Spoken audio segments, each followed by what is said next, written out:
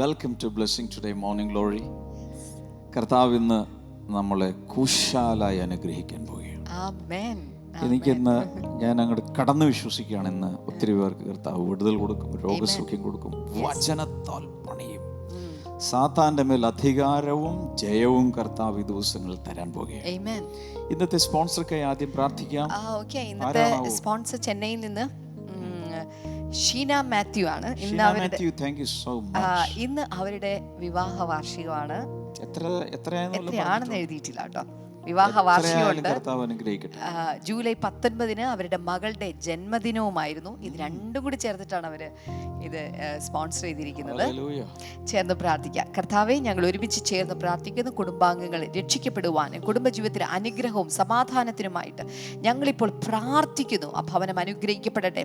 അതുപോലെ തൻ്റെ മകളെ കർത്താവെ അങ്ങ് അനുഗ്രഹിക്കണമെന്ന് പ്രാർത്ഥിക്കുന്നു. മക്കളുടെ നല്ല ആരോഗ്യത്തിനും വിദ്യാഭ്യാസത്തിനുമായിട്ട് ഞങ്ങൾ പ്രാർത്ഥിക്കുന്നു കർത്താവെ, യേശുവിൻ്റെ നാമത്തിൽ തന്നെ. ആമേൻ. തീർന്നില്ല, ഒരാൾ കൂടെ ഉണ്ട്. ഇന്ന് അദ്ദേഹത്തിൻ്റെ ജന്മദിനമാണ്. സ്പോൺസർ ചെയ്തിരിക്കുന്ന ലാലു ആൻഡ് സെറീന. ഇന്ന് ലാലുവിന്റെ ജന്മദിനമാണ്. Happy birthday Lalu brother. കർത്താവ് ഒത്തിരി ഒത്തിരി അനുഗ്രഹിക്കട്ടെ. ഒരുമിച്ച് ചേർന്ന് പ്രാർത്ഥിക്കാം. കർത്താവെ, ഞങ്ങൾ ഒരുമിച്ച് പ്രാർത്ഥിക്കുന്നു. ഇതുവരെ കുടുംബത്തിൽ ദൈവം നൽകിയ എല്ലാ നന്മകൾക്കും നന്ദി സൂചകമായിട്ടാണല്ലോ കർത്താവ് ഇത് സമർപ്പിച്ചിരിക്കുന്നത്. കുടുംബാംഗങ്ങളുടെ നല്ല ആരോഗ്യത്തിനും അനുഗ്രഹത്തിനുമായി പ്രാർത്ഥിക്കുന്നു. പ്രത്യേകിച്ച് ലാലു ബ്രദറിനെ ഞങ്ങളിപ്പോൾ അനുഗ്രഹിക്കുന്നു. തന്നെ അനുഗ്രഹിക്കുന്നു. തൻ്റെ സാമ്പത്തിക മേഖലകൾ അനുഗ്രഹിക്കപ്പെടട്ടെ, തൻ്റെ ആരോഗ്യ മേഖലകൾ അനുഗ്രഹിക്കപ്പെടട്ടെ, തൻ്റെ തലമുറകൾ അനുഗ്രഹിക്കപ്പെടട്ടെ എന്ന് പ്രാർത്ഥിക്കുന്നു കർത്താവെ, യേശുവിൻ്റെ നാമത്തിൽ തന്നെ. ആമേൻ. ആമേൻ. നമുക്ക് കർത്താവിനെ പാടി സ്തുതിച്ച് ആരാധിക്കാം. ഏത് പാട്ടാണ്? ഇത്രത്തോളം ജയം തന്ന ദൈവത്തിന് സ്തോത്രം, ഇതുവരെ കരുതിയ രക്ഷകന് സ്തോത്രം. ഇത്രത്തോളം ജയം തന്ന ദൈവത്തിന് സ്തോത്രം, ഇതുവരെ കരുതിയ രക്ഷകന് സ്തോത്രം. ഇനിയും കൃപ തോന്നി കരുതിടണേ, ഇനിയും നടത്തണേ തിരുഹിതം പോ. ഇനിയും കൃപ തോന്നി കരുതിടണേ, ഇനിയും നടത്തണേ തിരുഹിതം പോ. നിന്നതല്ല നാം, ദൈവം നമ്മെ നിർത്തിയതാ, നേടിയതല്ല ദൈവമെല്ലാം തന്നതല്ലേ. നിന്നതല്ല നാം, ദൈവം നമ്മെ നിർത്തിയതാ, നേടിയതല്ല ദൈവമെല്ലാം തന്നതല്ലേ. നടത്തിയ വിധങ്ങളെ ഓർത്തിടുമ്പോൾ നന്ദിയോടെ നാഥന് സ്തുതി പാടിടാം. നടത്തിയ വിധങ്ങളെ ഓർത്തിടുമ്പോൾ നന്ദിയോടെ നാഥന് സ്തുതി പാടിടാം. ഇത്രത്തോളം ജയം തന്ന ദൈവത്തിന് സ്തോത്രം, ഇതുവരെ കരുതിയ രക്ഷകന് സ്തോത്രം. ഇത്രത്തോളം ജയം തന്ന ദൈവത്തിന് സ്തോത്രം, ഇതുവരെ കരുതിയ രക്ഷകന് സ്തോത്രം. ഇനിയും കൃപ തോന്നി കരുതിടണേ, ഇനിയും നടത്തണേ തിരുഹിതം പോൽ. ഇനിയും കൃപ തോന്നി കരുതിടണേ, ഇനിയും നടത്തണേ തിരുഹിതം പോൽ. ആമേൻ. ഹല്ലേലൂയ. തുടർന്ന് ബൈബിൾ ആൻഡ് യു സെഗ്മെന്റിലേക്കാണ് നമ്മൾ വന്നിരിക്കുന്നത്. ഇന്നത്തെ ചോദ്യം ഇതാണ്: യേശുവിൻ്റെ വെളിച്ചത്തിൽ എന്താണ് ഉള്ളത്? എ, അന്ധകാരമില്ലായ്മ, ബി, ആത്മാവ്, C, Jeevan. There is dash in the light of Jesus. A, absence of darkness, B, spirit, and C, life. നിങ്ങളുടെ ഉത്തരങ്ങൾ 9645221221 എന്ന നമ്പറിലേക്ക് SMS അയക്കുക. SMS ചെയ്യേണ്ട ഫോർമാറ്റ് ഇതാണ്: BT സ്പേസ് കൊടുക്കുക, A, B or C എന്നുള്ളത് ടൈപ്പ് ചെയ്യുക. നിങ്ങളുടെ ഉത്തരങ്ങൾ ഇന്ന് വൈകിട്ട് 5 മണിക്കുള്ളിൽ ഞങ്ങൾക്ക് ലഭിക്കേണ്ടതാണ്. അതുമാത്രമല്ല, ശരി ഉത്തരം അയക്കുന്നവരിൽ നിന്ന് ഒരു ആളെ തിരഞ്ഞെടുത്തിട്ട് അയാൾക്ക് ഒരു നല്ല അടിപൊളി സമ്മാനം ബ്ലെസ്സിംഗ് ടുഡേ നയിക്കുന്നതാണ്. ഇന്നത്തെ ചോദ്യത്തിൻ്റെ ഒരു ക്ലൂ നൽകാൻ പോവുകയാണ്. ഡേ 50 നിന്നാണ് ഇന്നത്തെ ചോദ്യം ചിട്ടപ്പെടുത്തിയിട്ടുള്ളത്. The light of the world എന്ന് പറയുന്ന ആ ഒരു ഭാഗത്ത് നിന്നിട്ടാണ് ഇന്നത്തെ ചോദ്യം ചിട്ടപ്പെടുത്തിയിട്ട്. അതുകൊണ്ട് വേഗത്തിൽ തന്നെ നിങ്ങളുടെ ഉത്തരങ്ങൾ അയക്കുക. Are you ready now? Yes, yes, yes. കർത്താവിന്റെ വചനത്തിലേക്ക് നമുക്ക് പോകാം. ഇന്നലെ ഞാൻ നിങ്ങളോട് ഒരു പ്രോമിസ് പറഞ്ഞിരുന്നു. സാത്താൻ സാധാരണ വ്യക്തികളിലേക്ക്, കുടുംബങ്ങളിലേക്ക്, കൂട്ടായ്മകളിലേക്ക് കടന്നു വരുന്ന ചില വാതിലുകളുണ്ട്, ഓപ്പൺ ഡോഴ്സ് അല്ലെങ്കിൽ വീക്ക് പോയിന്റ്സ്, ലീഗൽ ഗ്രൗണ്ട്സ്. അതിനെക്കുറിച്ച് നമ്മൾ സംസാരിക്കാം, ഡിസ്കസ് ചെയ്യാം എന്നൊക്കെയാണ് പറഞ്ഞിരുന്നത്.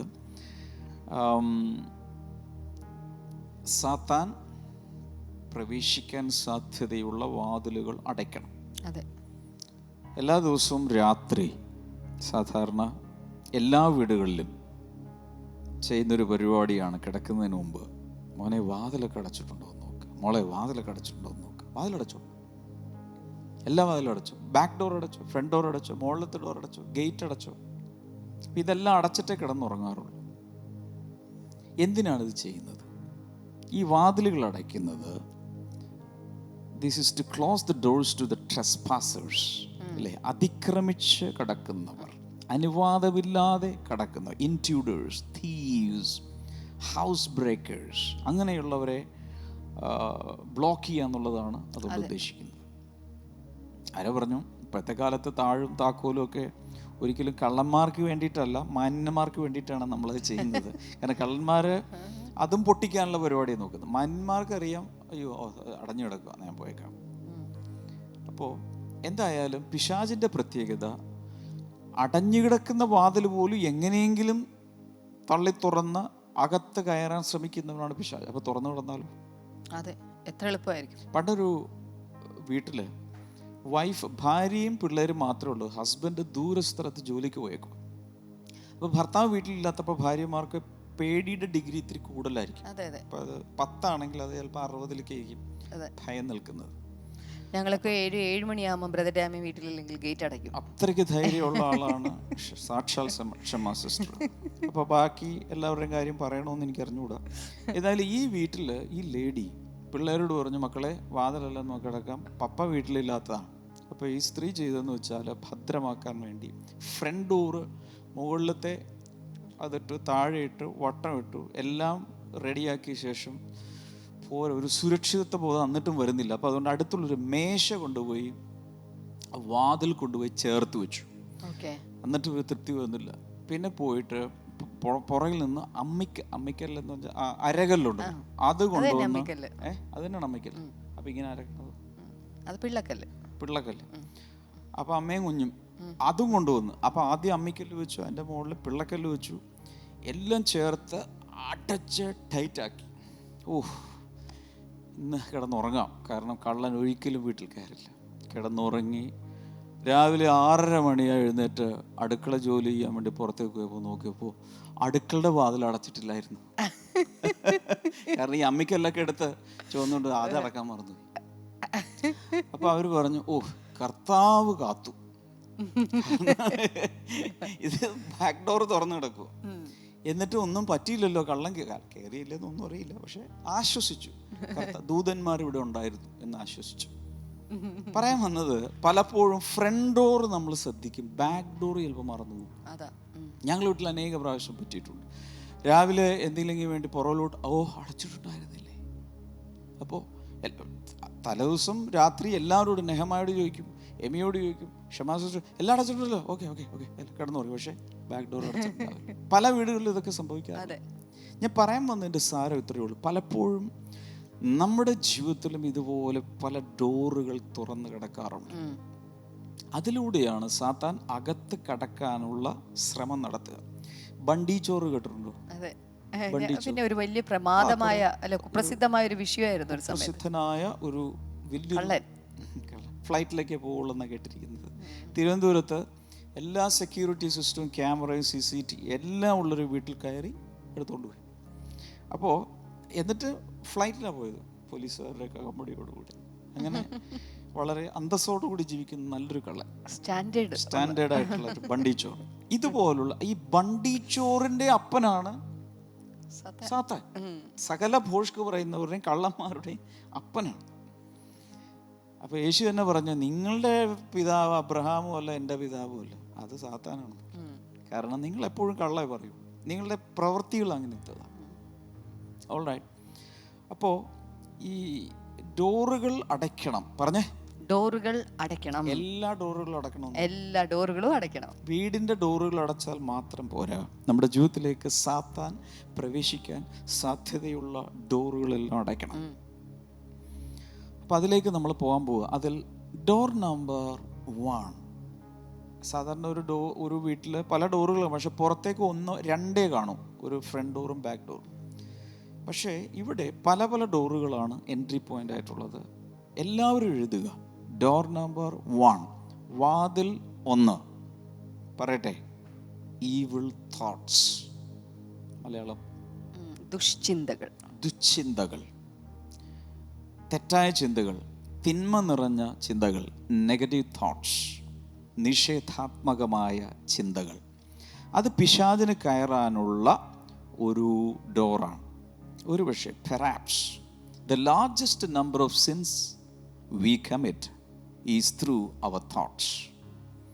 നമ്മൾ പ്രവൃത്തിയിലൂടെ പാപം ചെയ്യുന്നതിനേക്കാളും വാക്കുകളിലൂടെ പാപം ചെയ്യുന്നതിനേക്കാളും ഏറ്റവും കൂടുതൽ നമ്പർ പാപം ഒരു മനുഷ്യൻ സാധാരണ ചെയ്യുന്നത് ചിന്തകളിലൂടെയാണ്.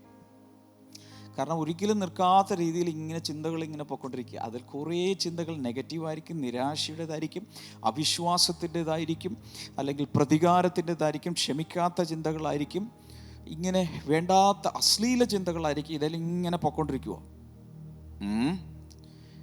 ഇങ്ങനെ ഓടിക്കൊണ്ടേയിരിക്കുക.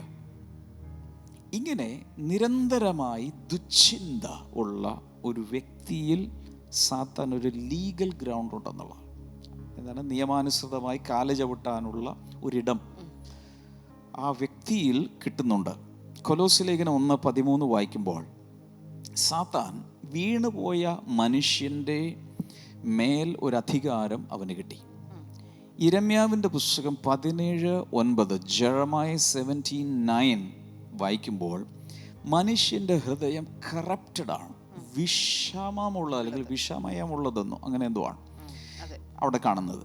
ഉൽപ്പത്തി പുസ്തകം 8:21 വായിക്കുമ്പോൾ God acknowledges the fact that the inclination of man's heart is continuously evil. മനുഷ്യൻ്റെ ഹൃദയം എല്ലായ്പ്പോഴും ദുഷ്ടത നിറഞ്ഞത് എന്ന് ദൈവം കണ്ടു.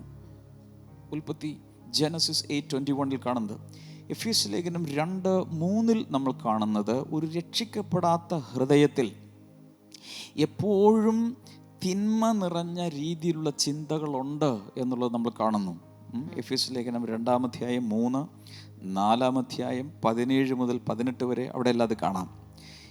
മത്തായി സുവിശേഷം 15-ാം അധ്യായം 18 മുതൽ 20 വരെ വായിക്കുമ്പോൾ Jesus is describing that the source of all that defiles a man is the heart. ഒരു മനുഷ്യനെ മുഴുവൻ മലിനമാക്കുന്ന ചിന്തകൾ അവൻ്റെ ഹൃദയത്തിൽ നിന്ന് വരുന്നതായിട്ട് നമ്മളവിടെ കാണുന്നുണ്ട്.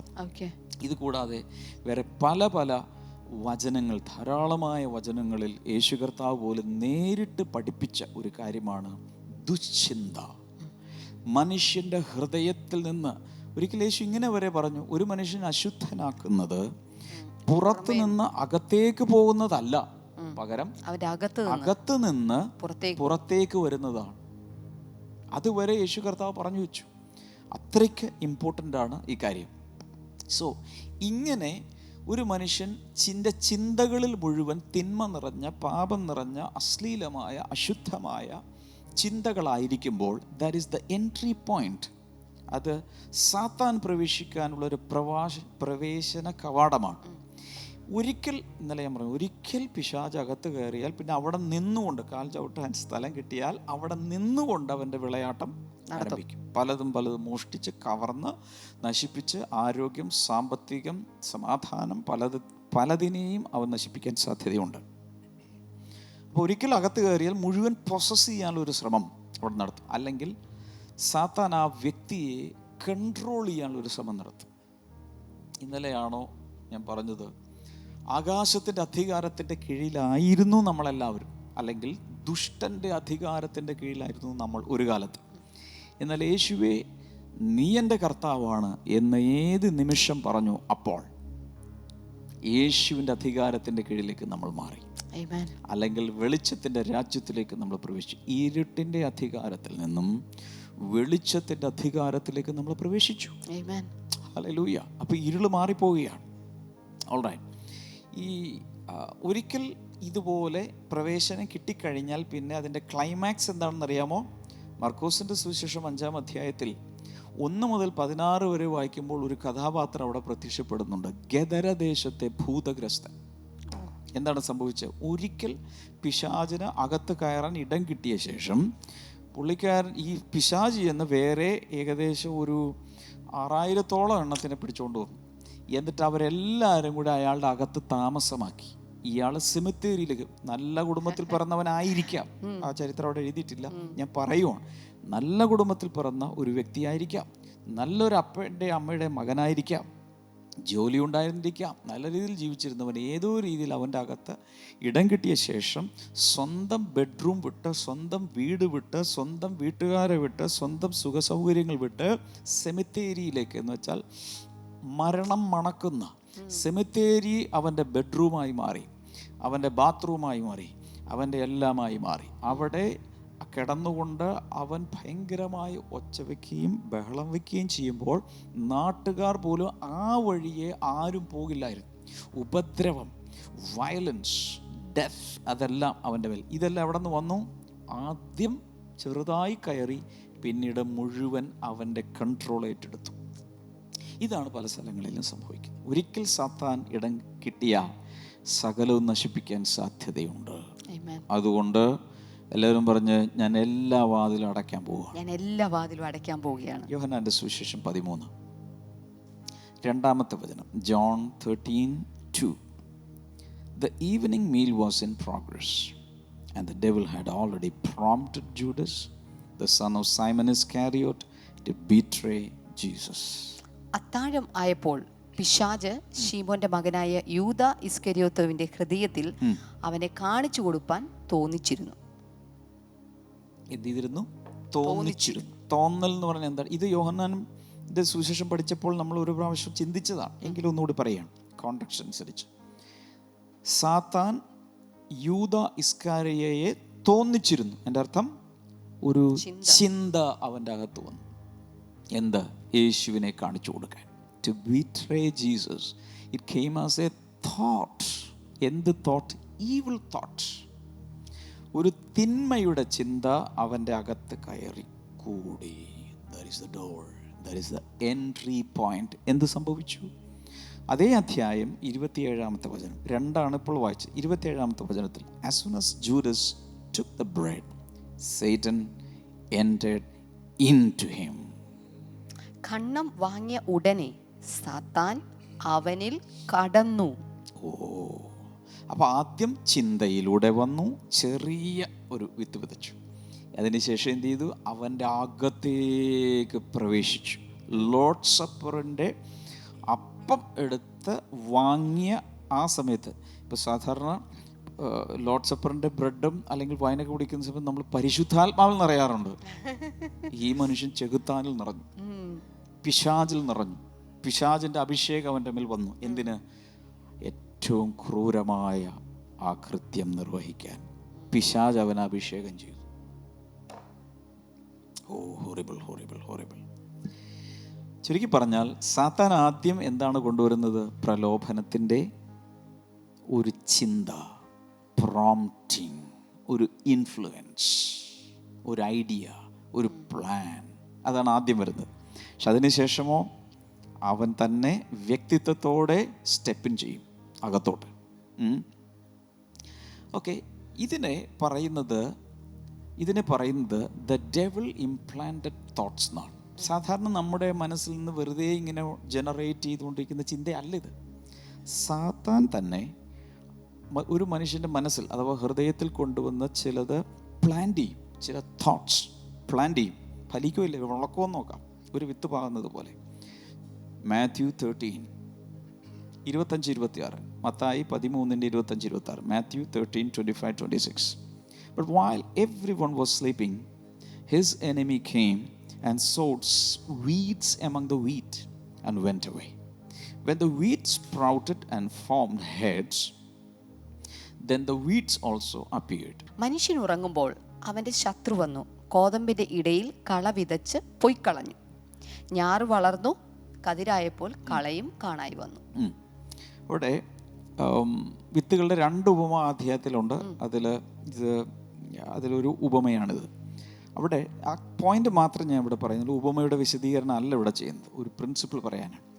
While every one was sleeping, എല്ലാവരും ഉറങ്ങുമ്പോൾ, ഹിസ് എനിമി കെയിം, അവൻ്റെ ശത്രു വന്നു, ആൻഡ് സോഡ് വീറ്റ്സ്, കള വിതച്ചു, എമംഗ് ദ വീറ്റ്, നല്ല മണികൾക്കിടയിൽ, ഗോതമ്പിനിടയിൽ, ആൻഡ് വെന്റ് അവേ, പോയി കളഞ്ഞു.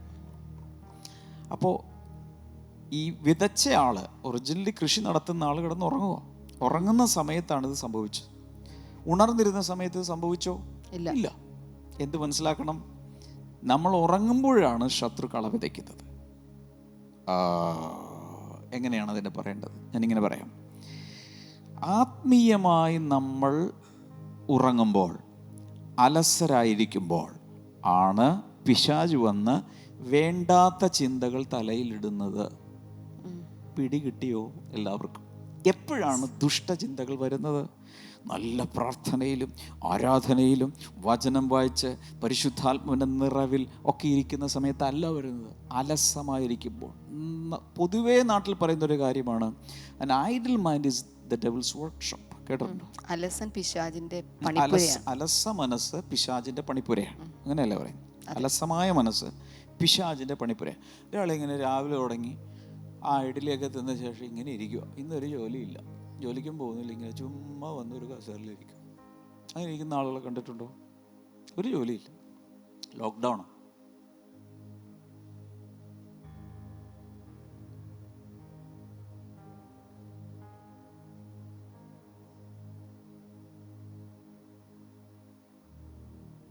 ഒരു ജോലിയില്ല, അലസമായിട്ട് ഇരിക്കുക അവര്. ചുമ്മാ ജോലിയൊക്കെ ഉണ്ട്, പക്ഷെ ചെയ്യത്തില്ല.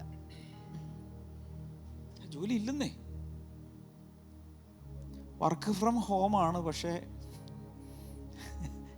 വീട്ടിലിരുന്നിട്ട് ഒരു വർക്കുമില്ല, ഇങ്ങനെ ഇരിക്കുക.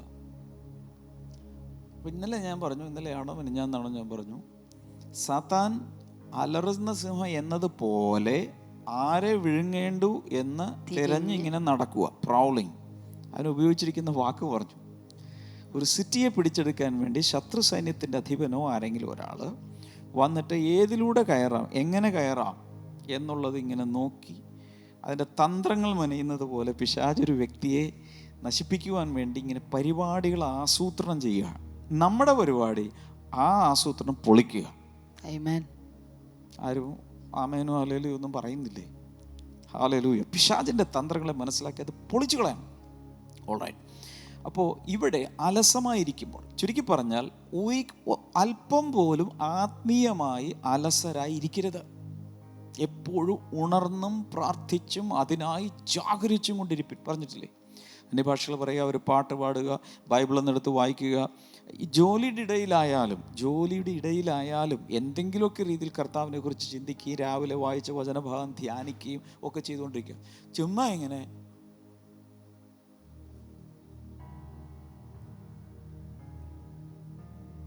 ഇരിക്കരുത്, അലസമായിരിക്കരുത്. അലസമായിരുന്നാൽ അതിൻ്റെ അർത്ഥം spiritually you are sleeping, you are not alert. ആ സമയത്താണ് പല പരിപാടികളും നടക്കുന്നത്. ചുരുക്കി പറഞ്ഞാൽ ആദ്യം പിശാച് ചെയ്യുന്നത് എന്താണ്? വൃത്തികെട്ട ചില ചിന്തകൾ, അൺഗോഡ്ലി തോട്ട്സ് കൊണ്ടുവന്ന് പ്ലാൻ ചെയ്യും. അതാണ് ചെയ്യുന്നത്. അവിടെ ഇരുന്നുകൊണ്ടാണ് ബാക്കി പരിപാടികൾ ചെയ്യുന്നത്. ഓൾറൈറ്റ്. അപ്പോൾ അങ്ങനെ ഒരിക്കൽ ചിന്തകളിൽ പ്രവേശനം കിട്ടിയാൽ പിശാച് ചെയ്യുന്നത് ആ വ്യക്തിയെ മെൻ്റലി വീക്ക് ആക്കുക, അല്ലെങ്കിൽ മെൻ്റലി ഇൽ ആക്കുക, മാനസികമായി ബലഹീനത കൊണ്ടുവരിക, മാനസികമായി ക്ഷയിപ്പിക്കുക, മാനസികമായി ഉള്ള ശക്തിയെ ചോർത്തിക്കളയുക. അങ്ങനെ മൈൻഡ് വീക്കാക്കുക. മൈൻഡ് വീക്കാക്കി കഴിഞ്ഞാൽ പിന്നെ അടുത്ത പരിപാടി ചെയ്യാം. അങ്ങനെ വീക്കാക്കി കൊടുക്കരുത്. മൈൻഡിന് ശക്തി തരുന്നത് ദൈവത്തിൻ്റെ വചനമാണ്. വചനങ്ങളൊക്കെ പഠിച്ച് വേണ്ടാത്ത ചിന്തകൾ പിശാച് കൊണ്ടുവന്നിടുമ്പോൾ അതിനെ കൗണ്ടർ അറ്റാക്ക് ചെയ്യുന്ന ദൈവത്തിൻ്റെ ഒരു വചനം എടുത്ത് അങ്ങോട്ട് അറ്റാക്ക് ചെയ്യണം. അതെവിടെയാണ് നടക്കുന്നത്? Mind is the battle field. ഇവിടെയാണ് നടക്കേണ്ടത്. അതിനുവേണ്ടി സ്റ്റോർ ചെയ്യണം.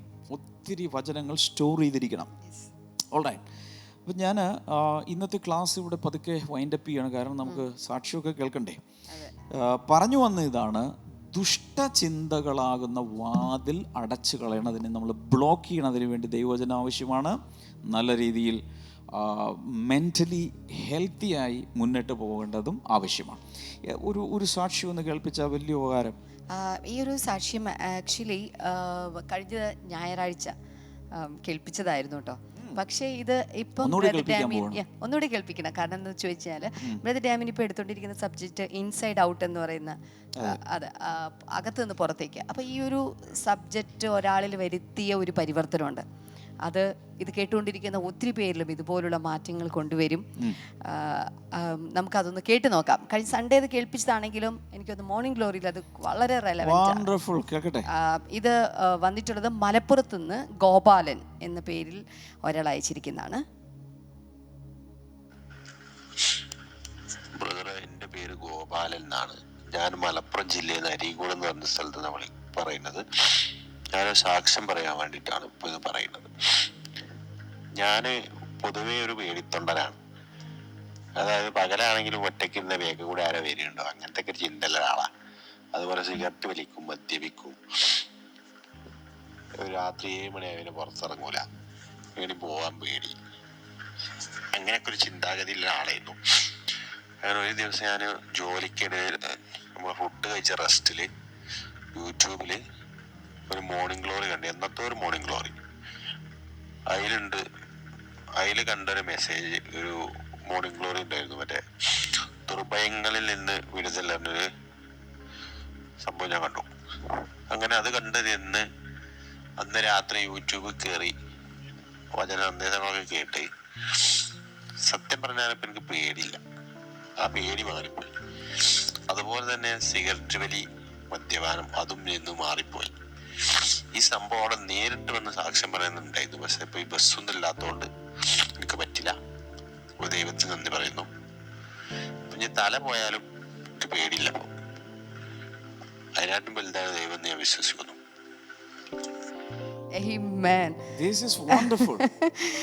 ഇതുവരെ നമ്മൾ കണ്ടിട്ടില്ല. എവിടേക്കോ മോർണിംഗ് ഗ്ലോറി എത്തുന്നുണ്ട്, എവിടേക്കാണെന്ന് എനിക്ക് അറിഞ്ഞുകൂടാ. ദുർഭയങ്ങളെ പുറത്താക്കുക എന്ന് പറയുന്ന സബ്ജക്റ്റ് ആണ് തന്നെ ടച്ച് ചെയ്തത്. അദ്ദേഹം പറഞ്ഞൊരു വാക്കുണ്ട്, ഇനി തല പോയാലും ശരി, തല പോയാലും പേടിയില്ല.